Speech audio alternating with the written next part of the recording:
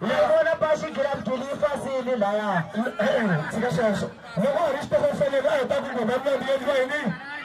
E a pinta, sei. Aí você vai ser menina, lembra paeno. Ah, vai me caixa. Olha muito isso por aí. Ano tayo grave que ele fazia lá. Ano tu sanga, sanga tu si, você vai chamar família na chef. Mariana. Ah, tá na prom. Raquel nada. Sipolo. Olha como você vai fazer. Ya, bate manaro. Okay. Vai. Deixa eu ver, deixa eu ver.